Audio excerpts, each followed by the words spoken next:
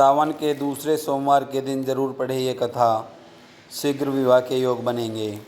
सावन सोमवार के दिन व्रत रखने का विशेष महत्व बताया गया है। आज सावन सोमवार का दूसरा व्रत है और इस व्रत करने से सभी मनोकामनाएं पूर्ण होती है और अपार सुख की प्राप्ति होती है। सावन सोमवार के व्रत को करने वाले भक्तों के लिए इस कथा का पाठ करना अनिवार्य है।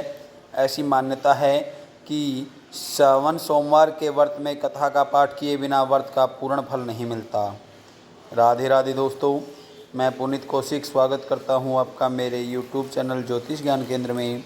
दोस्तों, आज हम बात करने वाले हैं श्रावण माह के दूसरे सोमवार व्रत कथा के बारे में। फ़िलहाल सावन का महीना चल रहा है, जिसे पवित्र मास भी कहा जाता है।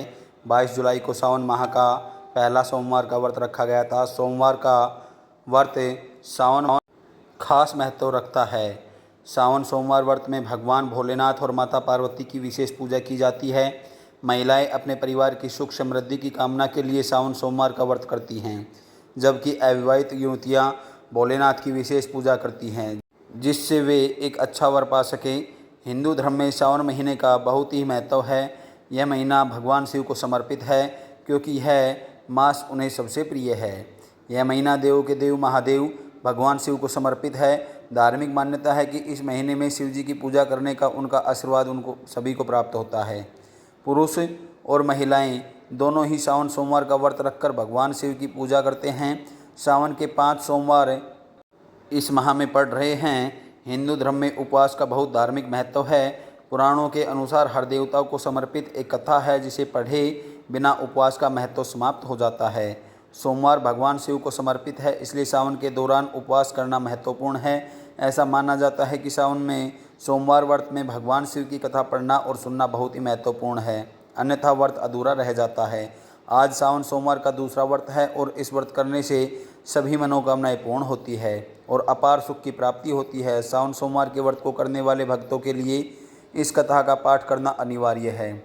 ऐसी मान्यता है कि सावन सोमवार के व्रत में कथा का पाठ किए बिना व्रत का पूर्ण फल नहीं मिलता। अगर आप भी सावन के दूसरे सोमवार के दिन व्रत रख रहे हैं तो इस दिन व्रत कथा को जरूर पढ़ें।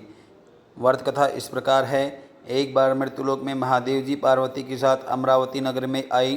राजा ने वहाँ एक भव्य और मनोरम मंदिर बनाया हुआ था, जो मन को शांत करता था, और यात्रा के दौरान शिव पार्वती जी वहीं ठहर गए। पार्वती जी ने शिव जी से कहा, हे नाथ, आओ आज इस स्थान पर चौसर पासे खेलें। इसके बाद खेल शुरू हुआ। भगवान शिव ने कहा कि इसमें मैं जीतूंगा। इस तरह वे आपस में बोलने लगे। तब पुजारी पूजा करने आए। ब्राह्मण ने पुजारी से पूछा, पुजारी जी आप बताइए किसकी जीत होगी। पुजारी ने कहा कि महादेव जी ही जीतेंगे, क्योंकि वे इस खेल में निपुण हैं। लेकिन इस खेल में पार्वती जी जीत गई। पुजारी की इस टिप्पणी से आहत होकर माता पार्वती ने पुजारी को कोढ़ी होने का श्राप दे दिया। अब पुजारी कोढ़ी हो गया। फिर भगवान शिव और माता पार्वती दोनों वापस चले गई। इसके बाद एक दिन अप्सराएं उस मंदिर में पूजा करने आई। अप्सराओं ने पुजारी से कोढ़ी होने का कारण पूछा। पुजारी ने सब कुछ बता दिया। अप्सराओं ने पुजारी से कहा कि पुजारी जी, आप सावन सोमवार का व्रत करें, इससे शिव जी प्रसन्न होकर आपका संकट दूर करेंगे। पुजारी ने अप्सराओं से व्रत करने का पूरा तरीका पूछा। अप्सराओं ने व्रत करने और उद्यापन करने की पूरी प्रक्रिया बताई। पुजारी ने व्रत को विधि पूर्वक श्रद्धापूर्वक शुरू किया और अंत में इसका उद्यापन भी किया। इस व्रत के प्रभाव से पुजारी जी बीमार नहीं होते थे और कुछ दिन बाद वे कोढ़ से भी मुक्त हो गए। कुछ दिन बाद शंकर पार्वती जी फिर उस मंदिर में आए। पुजारी को कोढ़ से मुक्त देखकर पार्वती जी ने पूछा कि उन्होंने मेरे दिए हुए श्राप से बचने के लिए क्या किया। पुजारी ने कहा, हे प्रभु, अप्सराओं द्वारा बताए गए 16 सोमवार के व्रत करने से मेरा यह कष्ट दूर हुआ है। कार्तिक जी भी इससे प्रसन्न हुए और सोमवार को पार्वती जी के लिए व्रत किया। कार्तिकेय जी ने माता जी से पूछा कि मेरा मन हर समय आपके चरणों में लगा रहता है। कार्तिकेय जी को माता पार्वती ने सोमवार के व्रत का महात्म्य और विधि बताई। कार्तिकेय जी ने भी इस व्रत को किया। इस व्रत के प्रभाव से उन्हें खोया हुआ दोस्त मिल गया। इसके बाद उस दोस्त ने भी सावन सोमवार व्रत को विवाह होने की इच्छा से किया। फिर वह दोस्त कहीं बाहर चला गया। वहाँ राजा की कन्या का विवाह था। राजा ने वादा किया था कि जिस हथनी के गले में वरमाला डाल दी जाएगी उसी से राजकुमारी का विवाह होगा। यह ब्राह्मण दोस्त भी स्वयंवर देखने के लिए वहाँ एक ओर जाकर बैठ गया। राजा ने अपनी राजकुमारी को इसी ब्राह्मण मित्र से विवाह कर दिया। जब हथनी ने उसे माला पहनाई तब से दोनों खुश रहने लगे। एक दिन राजकन्या ने पूछा, हे नाथ, आपने कौन सा पुण्य किया? ब्राह्मण पति ने कहा कि कार्तिकेय जी के कहने पर मैंने सावन सोमवार को पूरी विधि विधान सहित श्रद्धा और भक्ति से व्रत किया, जिसके फलस्वरूप मुझे तुम्हारी जैसी सौभाग्यशाली पत्नी मिली। अब राजकन्या ने सत्यपुत्र पाने के लिए यह व्रत पूरा किया और उन्होंने सर्वगुण संपन्न पुत्र प्राप्त किया। जब वह बड़ा हो गया तो उस पुत्र ने भी राज्य पाने की इच्छा से सावन सोमवार का व्रत कर लिया।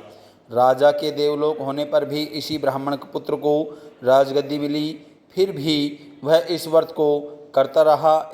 एक दिन उसने अपनी पत्नी से पूजा सामग्री शिवालय ले चलने को कहा, लेकिन उसने अपनी दासियों को भेजा।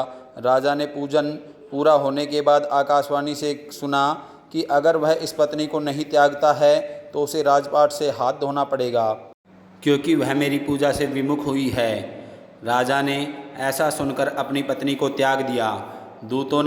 शिवजी के दूतों ने राजा की पत्नी को पकड़ लिया और आश्रम में ले गए। जब आश्रम में रानी को राजा ने देखा तब राजा वहां गया और गोसाई जी से कहा कि यह मेरी पत्नी है महाराज, मैंने इसे छोड़ दिया था क्योंकि इसने शिवालय में आने से इनकार कर दिया था।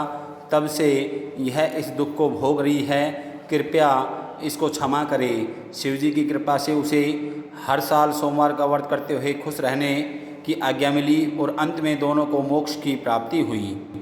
इस प्रकार जो व्यक्ति सावन में सोमवार के व्रत को श्रद्धापूर्वक करता है, भगवान शिव की कृपा से उसकी सभी मनोकामनाएं पूरी हो जाती है और उसे मोक्ष की प्राप्ति होती है।